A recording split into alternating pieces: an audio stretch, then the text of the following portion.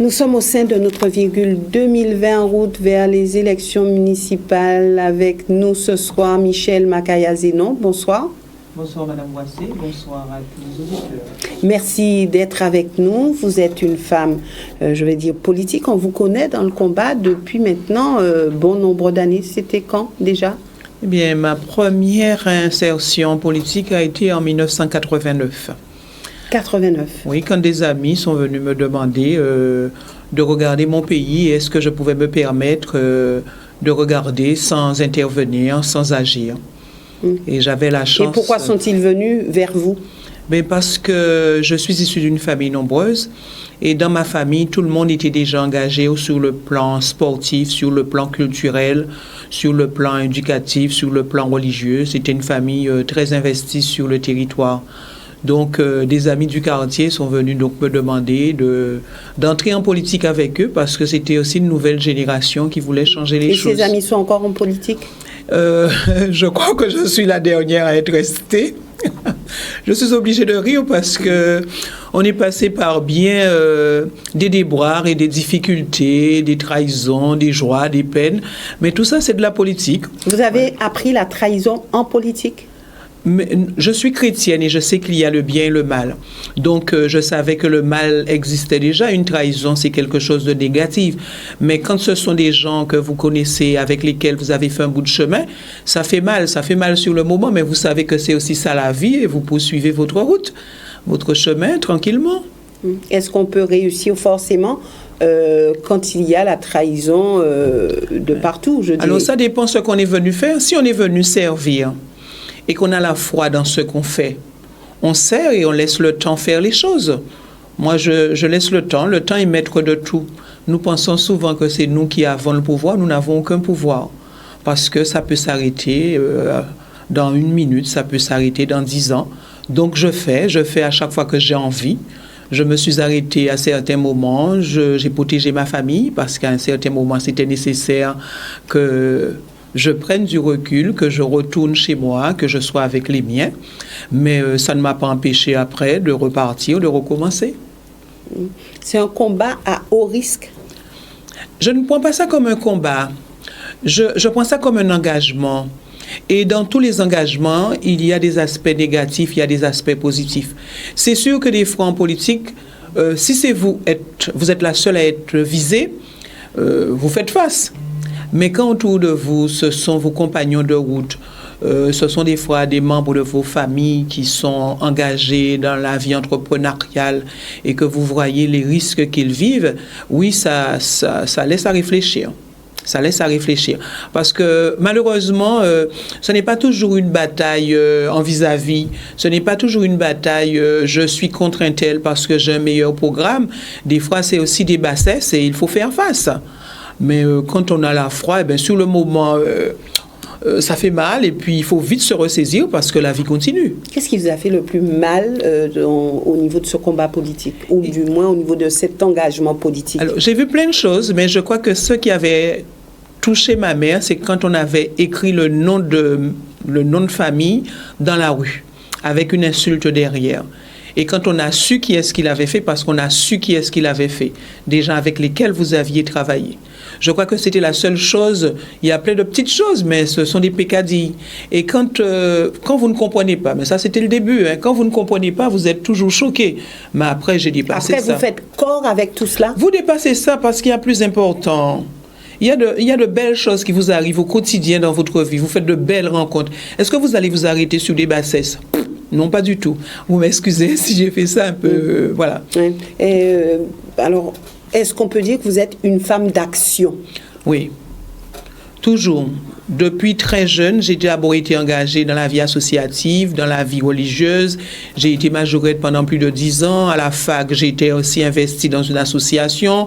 Avant de partir, j'étais dans une association. Quand je suis revenue, toujours, je suis dans l'action. J'ai été moi-même enseignante et j'avais mis très tôt une pédagogie par le projet en place, de sorte que j'ai toujours eu une classe de première sous laquelle je bâtissais un projet et en classe de terminale, on concrétisait le projet. Donc je suis toujours dans l'action. C'est important parce que je crois que ça donne vie et vous allez analyser les échecs, vous allez analyser les points faibles, les points forts pour pouvoir mieux redémarrer, mieux réussir après ce que vous allez entreprendre. On vous appelle la femme au chapeau. Est-ce que ça vient aussi du fait que vous soyez en politique? Est-ce que vous avez toujours aimé les chapeaux ou c'était une manière d'être en politique? Non, j'ai toujours aimé les chapeaux et il faut savoir que quand j'étais gamine, j'allais à la campagne avec mes parents et je saignais du nez. Donc les parents vous disaient qu'il fallait mettre un chapeau sur la tête à cause du soleil. Donc j'avais toujours un chapeau de paille. Et puis il y avait des boutiques quand même de chapeaux à Morne-à-l'Eau dans le temps. Et j'ai une maîtresse, un professeur, je vais la citer, Madame Acajou, qui portait des chapeaux et que j'aimais beaucoup la voir. Et c'est vrai aussi que quand vous alliez à la messe, vous regardiez toutes ces grandes dames avec leurs chapeaux. Donc une fois que vous avez eu l'occasion d'acheter un premier chapeau et on vous a dit que ça vous allait, vous avez envie après d'en acheter. Et j'avoue que autant comme d'autres femmes aiment des bijoux, aiment le maquillage, moi j'aime le chapeau et je suis capable de faire de grosses folies. C'est pourquoi je dis aux gens de ne me jamais m'offrir le chapeau. C'est toujours moi qui achète mes chapeaux. Exceptionnellement, celui-là, on me l'a offert. Alors, de mémoire, je ne connais pas beaucoup de femmes, mères notamment, qui portent des chapeaux. Donc, vous avez l'ambition... M-A-I-R-E ou bien de mère M-E-R? De mère M-A-I-R-E. Donc, vous avez l'ambition d'être maire de la ville de Morne-à-l'Eau. Vous serez éventuellement la première femme au chapeau. Est-ce que c'est pas une manière de vous démarquer? Est-ce que ça fera de vous une femme différente? C'est pas un chapeau qui fait une femme, hein? Personnellement, non. Ce qui fait une femme, c'est son ambition, c'est son envie d'entraîner les autres vers le haut, c'est l'envie aussi de porter son pays et de dire que là, voilà, je ne suis pas passée comme ça sans rien laisser. J'ai travaillé, j'ai laissé une trace et que d'autres personnes aient envie de faire aussi, que d'autres jeunes me disent, voilà, cette dame, je l'ai vue, elle était efficace, elle était ambitieuse pour son pays, j'ai envie aussi demain de faire un peu. Vous ne savez pas demain combien de temps que vous allez vivre. Imaginez encore que j'ai 30 ans à vivre et que je n'ai rien fait de ma vie. Demain, je ne pourrai pas demander à un enfant de faire quelque chose puisque je ne peux pas être une référente. On peut d'ores et déjà dire que vous avez mené des actions sur le territoire de Morne-à-l'Eau. Est-ce qu'il y a une ou deux actions qui ont marqué le territoire? Alors, pendant très longtemps, j'ai fait, avant même qu'il y ait une communauté d'agglomération du Nord Grande-Terre, j'ai fait des week-ends d'animation commerciale avec les commerçants de Morne-à-l'Eau, commerçants de Danse-Bertrand et de Port-Louis. Et ça, je l'ai fait pendant au moins 10 ans. Parce que j'étais d'abord une professeure de vente communication. Et pour moi, il était important de mettre en action ces jeunes qui m'étaient confiés, mais également de dynamiser notre territoire parce que le Nord Grande-Terre a été pendant très longtemps oublié.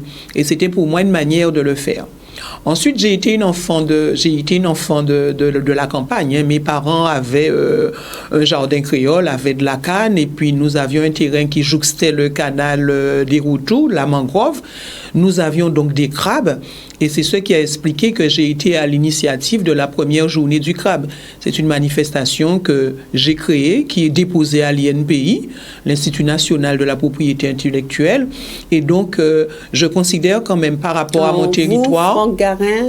Non, quand j'ai déposé ce projet à l'INPI, j'étais la présidente de l'UDM. Et après, M. Garin est revenu à l'UDM en 1995, qui a été un petit peu aussi la période où il y a une rupture entre nous, puisque nous n'avions plus la même vision politique pour notre territoire. Vous avez fait un petit peu silence, on va dire, sur ce qui était politique. Aujourd'hui, vous revenez pour être avec d'autres aux élections municipales. Qu'est-ce qui vous motive? Alors, quand j'ai fait silence, à certains moments, je crois qu'il ne faut pas avoir la tête dans le guidon. Il faut savoir prendre du recul. Et quand vous prenez du recul, comment vous prenez du recul? Ou vous restez chez vous, vous vous enfermez et vous déprimez, où vous dites, eh bien, comment je vais occuper ce temps? J'ai fait de très belles rencontres dans ma vie et j'ai repris les études à un moment. Et quand j'ai repris les études, eh bien, j'ai préparé un DESS, après j'ai préparé un DEA, après je suis arrivé au doctorat, j'ai soutenu une thèse sur le développement local. Donc, si vous voulez, quand je prends du recul, c'est toujours pour parer une difficulté, mais c'est toujours pour rebondir. Je suis revenu en 2014 sur une liste d'union avec M. Hermé. En 2016, j'ai été élu donc dans cette majorité, dans cette nouvelle majorité. Aujourd'hui, je travaille, je porte ma compétence à la disposition de mon pays. Je suis aujourd'hui porte-parole d'un nouveau mouvement qui a été créé, Croire en la Guadeloupe. Nous n'avons pas encore défini de stratégie définitive, mais nous serons présents dans bon nombre de communes, que ce soit en tant que tête de liste ou que ce soit en tant qu'associé avec d'autres groupes. Nous n'avons pas encore défini de stratégie définitive. Peut-on imaginer aujourd'hui qu'il y ait une alliance, une entente avec M. Hermé?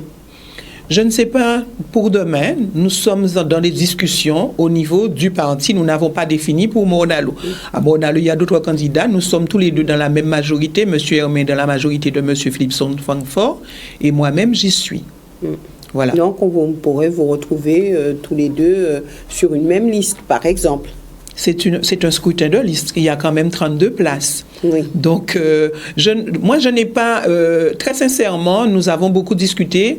Je ne vous cache pas que je n'ai pas voulu conduire de liste. Oui. Et je suis dans un groupe où il faut discuter, où il faut être présente. Il faut être présente pour les prochaines municipales. J'y serai, mais en temps utile, je viendrai vous dire, en tant que porte-parole du mouvement, qu'est-ce qui a été retenu pour les différentes communes. M. Hermé du PS, ça a changé? Ils sont du PS, il est du PS, oui. Mais ça ne vous dérangera pas d'être avec lui? Non, mais vous qui dites que je suis avec M. Hermé, je ne vous ai pas dit ça, je vous ai dit que M. Hermé et Mme Makaya, tous les deux sont dans une même majorité de M. le maire Philipson-Francfort. Nous sommes dans une majorité. Je n'ai pas décidé avec qui je serai, ni si je fais une liste, ni si je suis avec quelqu'un. On n'a pas décidé. Nous sommes encore dans les pourparlers, nous sommes encore dans la stratégie à mettre en œuvre. Il faut faire des choses correctes. C'est pas la peine de se presser parce que vous avez des gens qui vous demandent encore des entretiens. Moi, ce que je souhaiterais, c'est que les Mornaliens aient envie de s'engager. On me demande, Mme Makaya d'y aller, mais quand je demande aux gens, qu'est-ce que tu fais toi? Est-ce que je peux compter sur toi? Pas faire politique. Alors, ou pas faire politique, ou quoi mal parler politiciens, et on ne veut pas engager. Une liste, c'est 32 personnes. On a besoin d'avocats parce qu'il y a des problèmes juridiques. On a besoin d'experts comptables parce qu'il y a des problèmes financiers. On a besoin d'urbanistes et d'architectes parce qu'il faut continuer à construire le pays. On a besoin de jeunes chefs d'entreprise. On a besoin de personnes âgées parce que nous avons une population qui vieillit. Il faut mettre en place, répondre aux problématiques de la vieillesse. On a besoin de construire ce pays et il faut que les gens s'investissent. Et là, je suis prête. Merci Michel Makaya-Zenon, merci aussi à vous téléspectateurs de nous avoir suivis. Nous nous retrouvons lundi pour une autre émission politique. Nous n'aurons pas de virgule 2020, nous aurons monsieur le préfet de la Guadeloupe sur ce plateau. Donc ne ratez pas ce rendez-vous, ça sera lundi à 20h. Excellente soirée à tous.